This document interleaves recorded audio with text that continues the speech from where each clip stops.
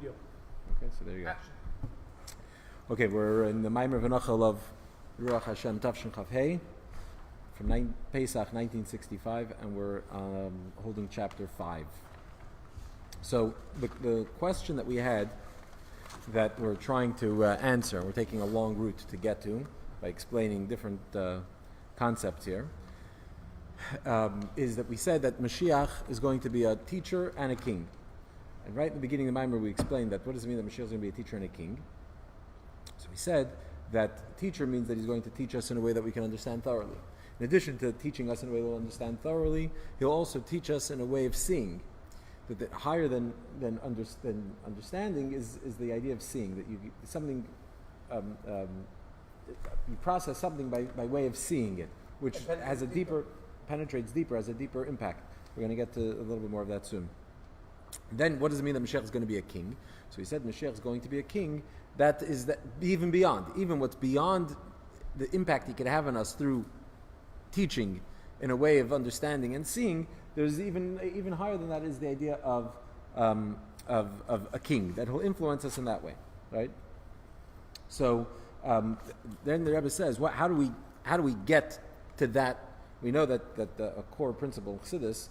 Chassidus explains that the time of Mashiach is not a reward for what we do in Galus. It's not that we behave well and then the reward for good behavior is Mashiach. But Mashiach is the result of our efforts in Galus. In other words, that what we do in exile, what we've done really all throughout all of history from the beginning of time, up leading to Mashiach, but particularly in Galus, and within Galus itself, particularly at the end of the time of Galus, now when we're at the heels of Mashiach, we're right at the doorstep of Mashiach, that is what brings about the revelation of the redemption. Meaning that it's through what we do today that we bring about that result. So how is it that through our service now in Galus, we can bring about these two things of Mashiach, these two aspects of Mashiach that will teach us and will be our king? And specifically the question's a little bit deeper, because if we think about this idea of understanding godliness thoroughly, to the point of even seeing it, and then whatever it is that Mashiach is going to influence us, impact us as a king, which is even beyond that, seemingly the real preparation for that was the time of the Beis Hamikdash. In temple times we were able to see godliness. In temple times we were able to we quoted about we're going to say soon Yom Tov davening that because we were able to see godliness, we can prostrate, that we can bow and prostrate ourselves, meaning that we were able to see God and experience godliness in a way that's similar to what will be when Mashiach comes. So seemingly the time of the Beis Hamikdash is a more appropriate preparation, that by doing what we did in the times of the Beis Hamikdash, that service, that form of serving Hashem, seems to be more appropriate as a lead-in to Mashiach. And yet we have in between, we have this exile period. Why is this? How is this time of exile when we don't see godliness, when we don't understand godliness in the same way we could have understood it in the times of the Beis Hamikdash? How is it that specifically brings about that result? That's the question. So the first thing we said was that nowadays our service is through Netzach. Netzach, we explained on the surface, it seems like Netzach, that attribute of Netzach is lower than the intellect, and lower than even the primary emotions of Chesed and Gvura, of love and fear, which seemingly, in time of exile, which is a time of such great concealment, what do we have left? We have Netzach. That's all we have. We have the external perseverance that is not impacted, since it's not so nuanced, it's not so deep, not so profound, it's not impacted by the concealment of exile. But the Rebbe says no. The Maimer that we quote from the Friedrich Rebbe, he says that Netzach, the reason we still have Netzach in Galus is because Netzach actually is rooted in the essence. It's rooted a lot higher than even Chesed and Gvura, even all the other attributes. So that would explain this idea that Netzach is rooted in the essence, would explain how Mashiach could be a king. That we can access something that's rooted in the essence that's even beyond comprehension. Okay. But what about the fact that Mashiach is going to teach us Torah? Again, here the question seems to still be enforced that Mashiach teaching us Torah would be a more appropriate preparation for that would be the time of Beis Hamikdash, when we were able to study Torah and see godliness in a much more profound way than in time of exile. So for this, the Friedrich Rebbe explains in his Maimer that the Rebbe is quoting here that he explains the idea of Yeridat Tzarech Aliyah, the idea that every descent is for the purpose of a subsequent ascent, that you come down in order to go up. And we said that in this mimer, the Rebbe is going to give us a new understanding in this idea of Yerida Tzarech Aliyah, of the descent for the purpose of an ascent that follows, right? So seemingly what it means, Yerida Tzarech Aliyah means that when a person descends to a lower level, so what's the result? That you reach even higher. We gave an example of like water. That water is trickling down a stream, and if you were to block the water flow, what happens? The water starts to build up, and then you get a greater force of water that will burst forth afterwards. So seemingly it's the same idea, that when a person encounters challenges in life, it causes him to reach deeper into himself and reveal a power, an ability that previously was not, he didn't access, right? But that doesn't answer how the descent of Golus leads into the time of redemption, because we're talking about a whole new level, not something that was just hidden before. So we need to understand a little bit more. And that's where we're at. So the Rebbe starts by explaining this idea of Yerida Tzarech Aliyah in the first form of Yerida Tzarech Aliyah, the first experience of a descent for the purpose of an ascent, which is the Tzimtzum Harishon. When Hashem creates the world, the first thing He has to do is He has to make a tzimtzum, a contraction and a concealment. And this idea of tzimtzum is before creation. There's the divine infinite light that's everywhere, and there's no room. In the words of Kabbalah, that the Oyer Sof, we're going to read again soon, is B'mala Makam Achalol. It filled all the empty space. There was no void. There was no empty space. Everything was infinite light. And so in the space of infinite light, there's no space for anything else. Why would you need it too? I'm sorry? Why would you need the light too? There's no one using it. It's just the Eibishter manifesting Himself. It's a manifestation of God. There's nothing else. There's just Him. And not only is there just Him, there is no room for anything else. If He's infinite, then there's no space for anything else. So in order for there to be a world, the first thing He has to do is He has to make a tzimtzum, a contraction. What happens here? So here we have like this. In the Oyer Sof, before anything, there's the infinite light of God, and the infinite light of God can be divided into two. There's the infinite light, and then there's the possibility, the potential for the finite light. Right? In other words, like we've explained many times elsewhere, and we didn't get into it here, but like to say that God is merely infinite and can't restrain Himself, can't restrict Himself, would put a limitation on Him, would confine Him, would limit Him to infinity. Since God has no limitation, so just as He can be infinite, He can also be finite. The thing is that finite capacity, that what we call the Oyer Sof HaGvul, the limited light, was present and intermingled with the infinite light. So you can't say it didn't exist; it was there, but for all intents and purposes, all there was no space for anything else. So the first thing he has to do is he has to conceal the infinite light. The light that's infinite, that doesn't allow space for anything else, has to be concealed. So what happens is that goes back into its source; it's concealed. What does it mean? It's concealed? Not that God forbid that it's removed. We know. Chassidus explains it's not a tzimtzum is not a literal tzimtzum, that there's, God forbid, a space where godliness isn't, where God doesn't occupy that space. But what it means is it's concealed from the vantage point of the subsequent creation. And now what happens?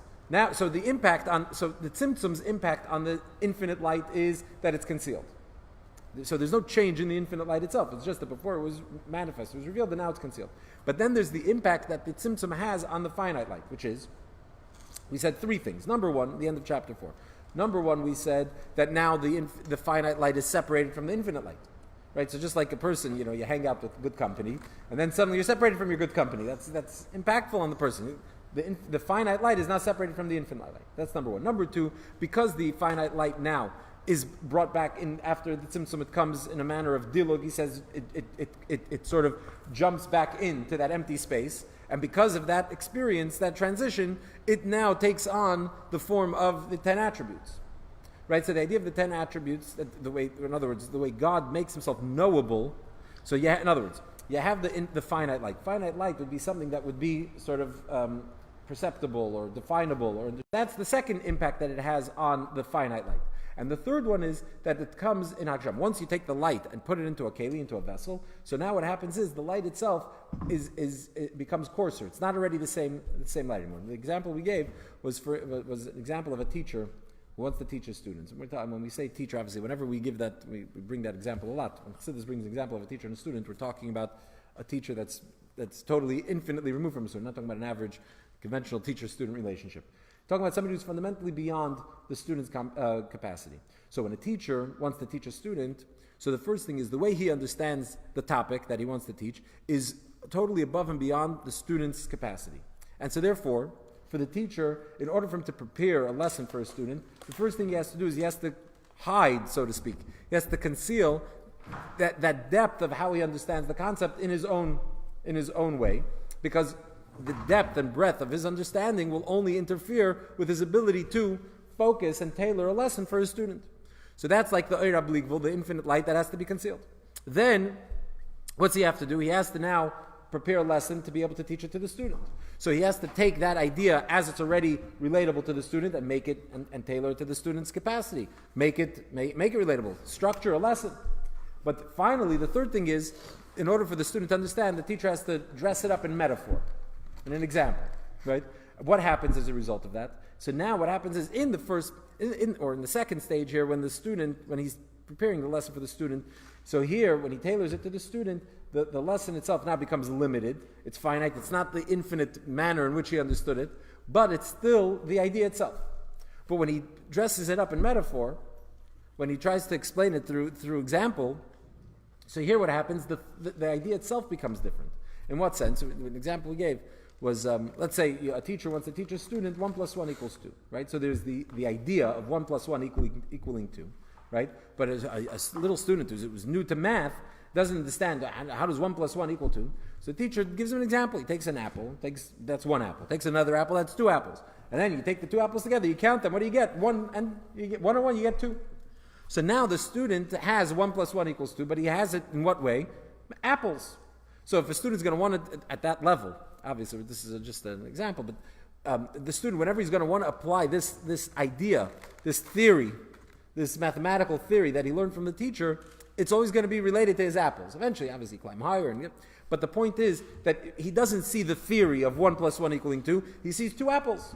1 apple and 2 apples makes 2 apples. 1 apple and 1 apple makes 2 apples. That's what he sees. So here, the idea itself takes on a different form. Okay. So that's what we explained with regard to the Tzimtzum Arishin, to the first Tzimtzum. The impact that it has on the infinite light, which is that it doesn't really impact it, it's just that it becomes concealed, and the impact that it has on the finite light, which is that the finite light is separated from the infinite light. The finite light now takes on a form of the 10 attributes, and that the finite light now becomes, use the term B'Hakshama, it becomes tangible and understandable in a more coarse manner than it was as it was pure intellect, right? A pure light. Okay, now let's go to chapter 5. So the Rebbe says the same thing is true with regards to the next descent, the descent of the neshama coming down into the body. In other words, we're trying to get to understanding the Yerida L'Tzorech Aliyah, the descent that we have when we went from the time of the temple, the Beis HaMikdash, and our descent into Golus. The time of the Beis HaMikdash was a revelation, as a high time, and then we came down to a lower time into Golus. So we start by explaining the Yerida, the impact of the descent of the Tzimtzum Arishin by creation, and now we're going to go to the descent of the Neshama into the body. It says like this. So chapter 5. The same is true with regard to the concealment that happens when the neshama comes down below into the body. And we can draw this parallel because all these concealments all come from the first concealment, which is the first tzimtzum. Incidentally, just before this idea, the different things of the impact of the tzimtzum. So we know that tzimtzum means a contraction, a limiting, but tzimtzum also means a concealment, right? So when we talked about the impact on the light, so when the light is tailored to be specifically for the student, right? Putting in the analogy, the idea for the student, that's the idea of the limiting of the light. You have to limit the idea so that it could be for the student. But then there's also the concealment of the light. The tzimtzum also causes a concealment, a hiding, a dimming of the light. And that's the idea of dressing up that idea in another form, in metaphor, where now you've concealed the original pure form of the light. Okay. Let's just keep going. Okay, so we have the same thing. We have two things here when we talk about the descent of the neshama into the body. Similar to the two impacts of the tzimtzum arishin, meaning on the infinite light and on the finite light. Aleph. Number 1, when the neshama is above in heaven before it comes down to this world, all of its faculties, its abilities were revealed. And manifest. When it comes down to this world, they're concealed. Yeah, and what does this mean? When we say that the faculties of the neshama, as they were in heaven, were revealed, and now when they come down here, they're not revealed. What does that mean? It doesn't mean that because the neshama comes into the body conceals those abilities. What we mean is that these faculties of the neshama don't actually come down into the body.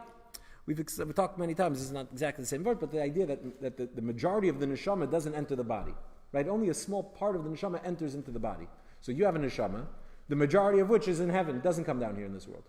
Right? So when we say that the neshama its faculties, its abilities are not manifest, not revealed, we don't mean that because they come into the body hides them, conceals them, limits them. They don't come down to begin with. They're concealed. This is similar, this idea that there are faculties of the neshama that don't descend and enter into the body, and so therefore they're concealed. That's similar to the impact that the tzimtzum has on the infinite light, which is what we say was the impact, that it's concealed. That it's hidden. It doesn't enter into the space of tzimtzum, it's concealed in order to enable a tzimtzum. Obeys. So that's one impact on the neshama. The second impact is even when we talk about the abilities or the faculties of the neshama that are enclosed in the body, they take on a coarse appearance. Similar to the impact of the concealment that occurs in the light of the kav, which is, again, oir kav is another way of saying the oir hagvul that we were talking about before. The limited light, the light that then reemerges after the tzimtzum into the empty space, that as well, what we say, that light is now coarse. You see that light, but you see it in a dimmer manner. You see it through something else. So similarly, the same idea here, but since the impact of the keli, of the vessel, that the light is enclosed in, impacts the way we see the light now through the lens of the vessel. So same is true with regard to the neshama, the parts of the neshama that come into the body, now we see them through the body. Okay. Yeah, it becomes coarse. So you don't see the idea itself. The example we gave about the Rav and Talmud. The student doesn't get the pure idea, he gets the metaphor of it. He gets the story that you told him. Okay.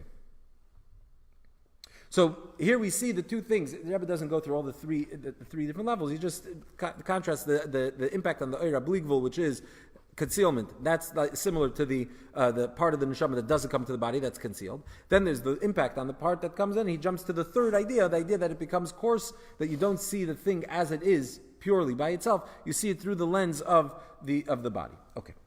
The same is true with regard to the concealment that occurs in exile. That we have similarly these two ideas. Aleph, number one is that in the time of exile we don't have the revelations, the divine revelation that was present in the time of the temple. And that's what we quoted earlier in the Maimer, that after the Beis Hamikdash is destroyed, we say we can't go up to see and to be seen. We don't have this idea of seeing godliness, right? Just as we went to be seen by God on Yom Tov, we also went to see godliness. You come to the Beis Hamikdash, you see godliness. And what happens when you see godliness? As we said before, it has an impact on the person. But now that we don't have the Beis Hamikdash, we can't see godliness. So that's the idea of seeing godliness. But also, also, furthermore, the idea of understanding godliness, which is in the time of exile, is not true understanding. This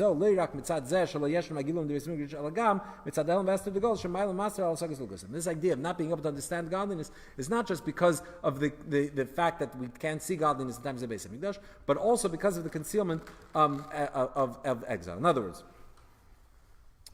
we said like this: there's the infinite light, and then there's the finite light. And the impact of the tzimtzum on it was different. There's the impact of the impact that the tzimtzum has on the infinite light, which is that it's concealed. It's not present, right? It's not felt post-tzimtzum. And then there's the impact that it has on the finite light, which is now we don't see the finite light in its pure form. We see it through another lens. Okay. The same is true with the neshama. The part of the neshama that remains up above is similar to the infinite light, and that's not present. We don't have that in the body, manifest in the body. But then you have the part of the neshama that's manifest in the body that also we don't see it as it truly is. We see it only through the perspective of the soul in the body, through the lens of the body. Okay. Similarly, what do we have in the time of Galus? So in the time of Beis Hamikdash, we had these two things. We had two things. We had number one, we had this idea that we see godliness. And number two was that we were able to understand godliness. There are two different things. So when we talk about seeing godliness, the fact that God was manifest and revealed in the Beis HaMikdash, you came to the Beis HaMikdash, right? So we go to see godliness. Godliness was manifest, we were able to see it. So this idea of seeing godliness, that's similar to the the infinite light. Right? And that, we said, is not present now. Then there's also the idea of understanding godliness. We're able to understand godliness a lot greater, to a much greater extent, during the time of the Beis HaMikdash. Afterwards, in the subsequent generations, we don't understand it to the same extent, the same ability. That's why we always are defer to previous generations, because their understanding was higher and greater and deeper. The closer you get to Mount Sinai, the deeper and greater the understanding. As we go further away, so yes, now when we're talking practically, we have the luxury of being able to see everything that came before us, which is why halacha kibasroi, but that's a different thing. In terms of pure understanding, you have to go earlier. So here already we understand. So we can't say that we don't understand godliness in exile. We do. We sit and study Torah. So we don't see godliness in exile. We do understand it, but we don't understand it the same way as previously. Okay, and this is similar to what we said about galus when we likened galus to sleeping. Remember, we said it says ani yishena, and the Zohar says ani yishena is begalusa. That God. What does it mean that I'm asleep? It means I'm asleep in exile. What did we say about exile? Why do we compare exile to sleep? So we said, because when a person sleeps, you have two things. Number one, you can't see. You don't see anymore. So what does it mean that you don't see when you sleep? There's no seeing at all. The capacity to see is completely concealed. It's not expressed. It's completely hidden. You also can't understand. We're also lacking in understanding when we sleep. But the difference is that with seeing, you close your eyes, you don't see at all when you're sleeping. Understanding, there is a form of understanding. Now, it's maybe a corrupted one. It's not a coherent one. But when a person sleeps, they have a certain form of consciousness. They dream. They have certain experiences in their sleep. That is a form of intelligence. So there's an understanding. But obviously, you can't compare the way a person understands something when he's awake to when he's asleep. So just as when a person's asleep, the idea of seeing is completely not present. The idea of understanding is there, but in a much lower form. So the same is true at the time of exile. Like sleep, seeing godliness is completely not present. And even understanding is not to the same extent as before. Okay. And why is it that it's not to the same extent as before? Not because, it finishes the chapter 5, not because of the fact that godliness is not manifest today.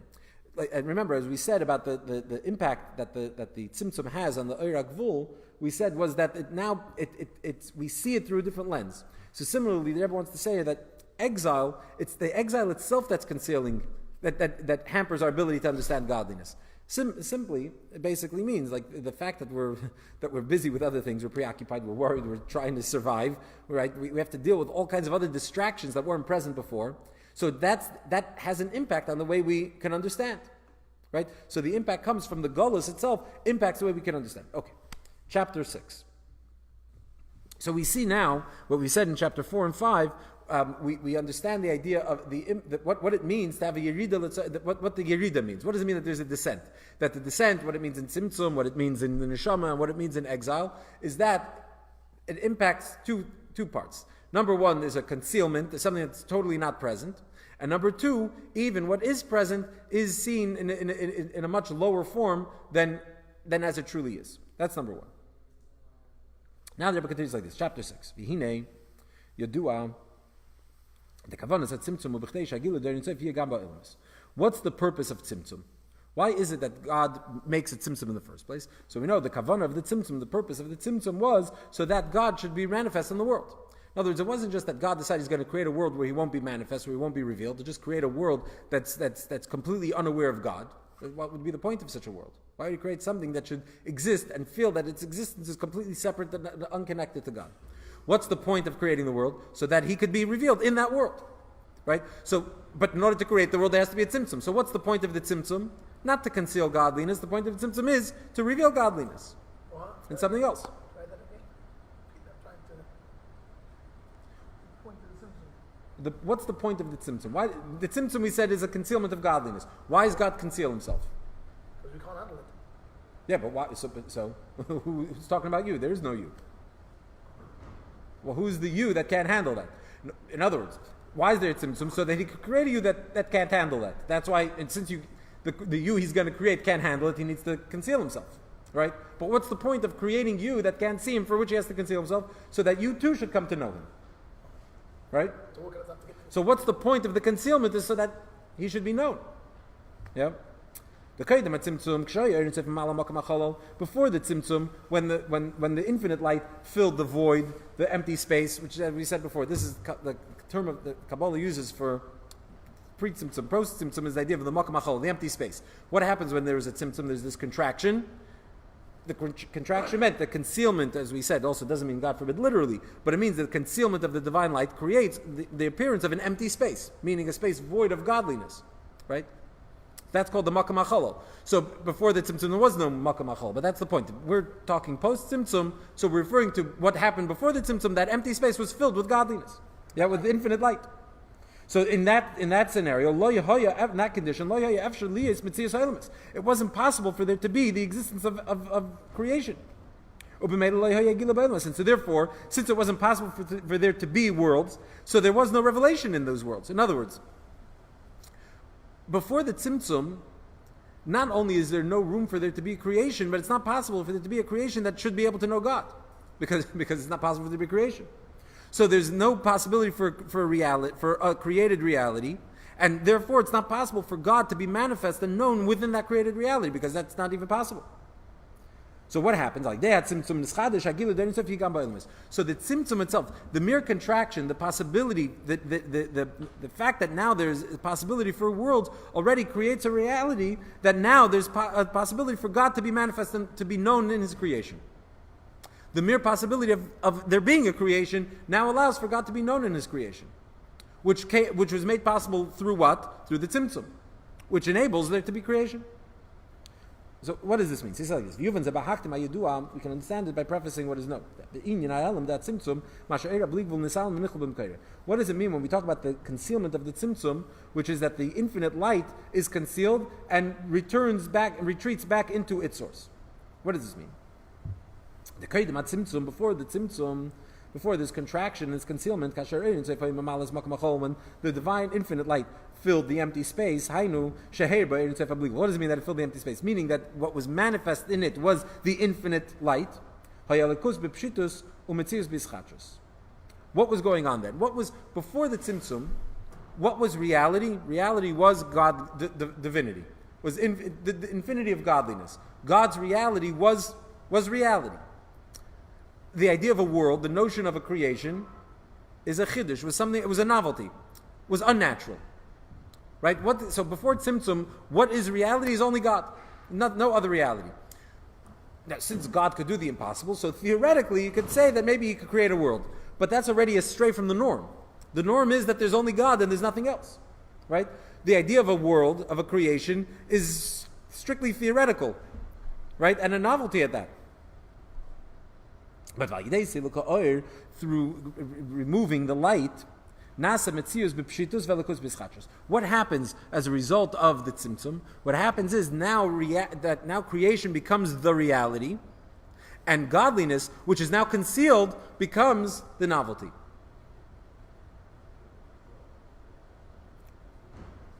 In other words, before the tzimtzum, what time is it?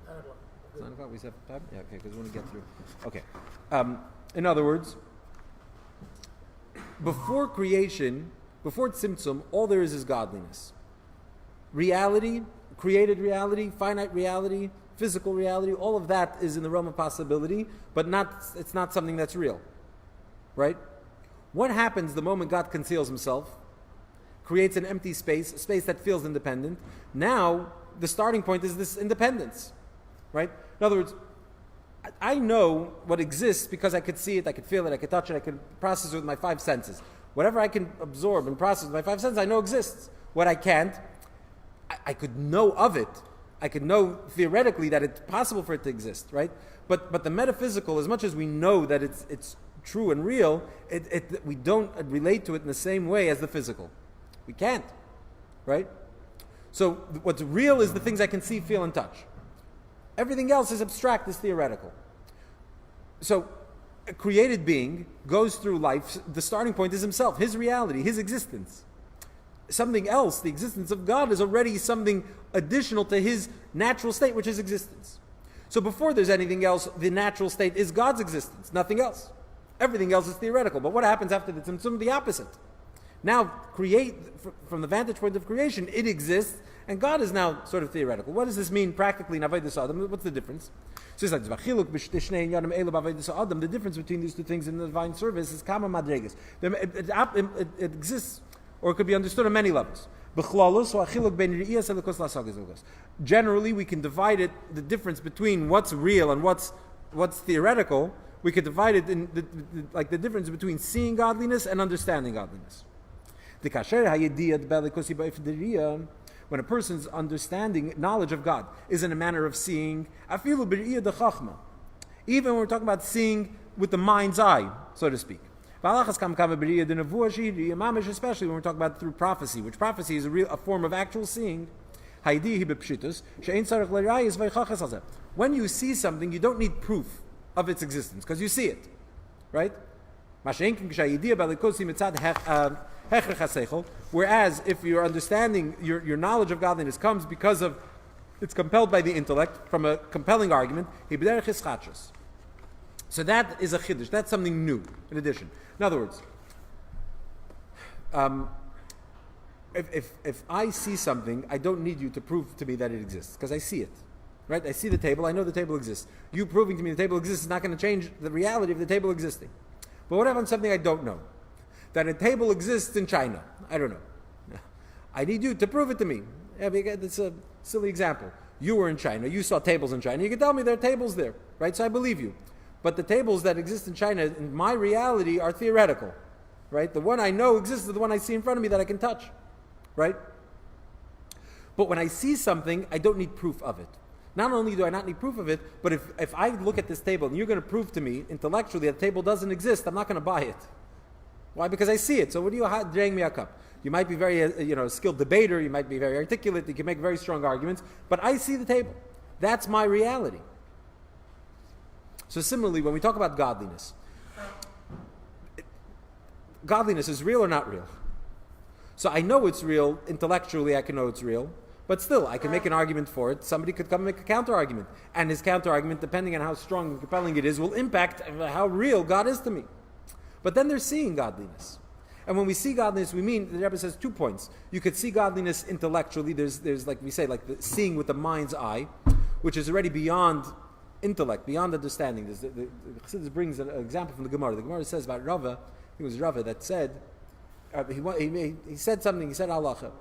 And his proof was rejected. In the Gemara, it was rejected. Now, generally, when you have somebody makes a statement in the Gemara, you have differing opinions. If we can reject your statement, we can prove otherwise, so the halacha won't follow that rejected statement, right? So even though Elav Elav Chaim, but that's it. Point is that we won't follow halacha. And yet here we find that Rava was his argument was disputed and was refuted, and he couldn't defend his argument, and yet he didn't change his opinion. He kept his opinion. He stayed with the same opinion. Usually, if your argument is rejected, it's rejected, and that's it. You have to change your opinion. He didn't reject it. He maintained his opinion. And the fascinating thing is that in halacha, the majority of poskim agree with Rava, even though his position was rejected in the Gemara. Why so? So it's explained because Rava, true, he couldn't articulate his argument, but his position was based on what he saw. He saw that this is how it had to be, with his mind's eye. He couldn't even explain it. And when you had an argument, it rejected it. He couldn't defend his argument. But he saw it to be the case. And therefore, he didn't back down from his opinion. That's intellectual seeing. Higher than intellectual seeing is seeing through prophecy. Prophetic vision is actual vision, a divine vision, image. So when you see something, it impacts you on a much greater level, and that becomes the reality. That is your reality, right?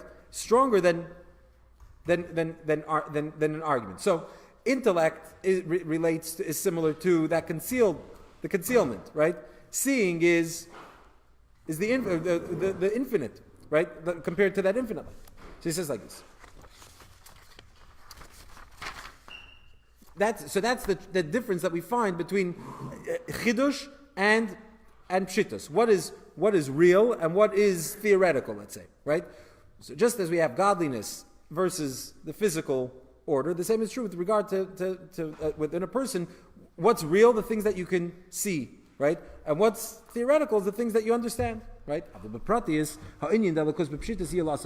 But if we want to get a little deeper, really the true ultimate. So even though today there's this concept of seeing godliness, still it's not the ultimate form of seeing godliness that becomes your reality. That's really going to happen when Mashiach comes.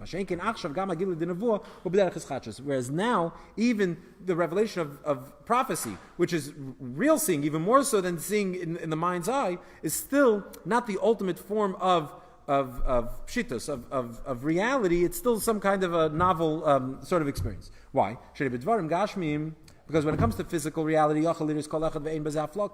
when it comes to physical matter, everybody could see physicality, and there's no great, there's no novelty in the fact that you could see the physical world. Whereas when it comes to prophecy, when you say that somebody's a prophet, you're saying something. They're making a very, very big statement about them, right? That's not normal for somebody to be a prophet. That's not a regular occurrence. The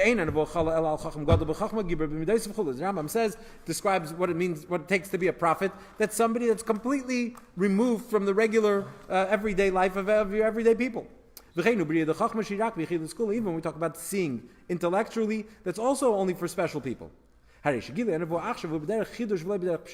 therefore, what this means is that when we talk about seeing through prophecy, even today, that's something that's not the ultimate simple reality, for the mere fact that not everybody can see it and experience it. And so, number one, so you say for us, non-prophets, it's not the ultimate form of seeing because we're not prophets. What about the prophet himself? He is seeing. What's the difference between the prophet seeing today versus the way the prophet will see in the times of Mashiach?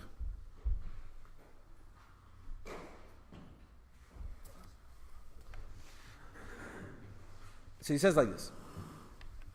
Let's first finish the story. That's the idea that we say that a person is a Navi, we're making a profound statement that he's a prophet. Why is that? Because even for a prophet, his seeing, what is he seeing? What is he experiencing in prophecy? The finite light that comes after the tzimtzum. Whereas after, when Mashiach comes, then what will be revealed, what will be manifest, the divine light that is from before the tzimtzum, the one that was concealed. So then, that's when prophecy will be a natural thing. Therefore, prophecy will be experienced by everybody, even children. As the pasuk says, that then that His Spirit will be on everybody, and even the children will prophesy. So in other words, the fact that it's not just for non-prophets today that prophecy is not the ultimate form of seeing, the ultimate form of divine reality. Even for the prophet, it's not the ultimate form. Why? Because the normal boundary of himself. Right? In other words, even for a prophet to see God, the way a prophet has a prophetic vision, is it the same as when he sits down to eat? No. When he sits down to eat, he's acting natural. When he has prophecy, experiences prophecy, it's unnatural. So even for the prophet that experiences, it's an unnatural experience. So even though he's seeing godliness, and so therefore God, there's some sense of this is the ultimate reality, but even then it's not the truest form, because even he is seeing it. What is he seeing? He's seeing the limited, finite divine light. And the Rebbe says in note 58. No, I'm sorry, that was I'm jumping ahead. Point is that this idea that when Mashiach comes, everybody will experience prophecy means that prophecy will be the norm.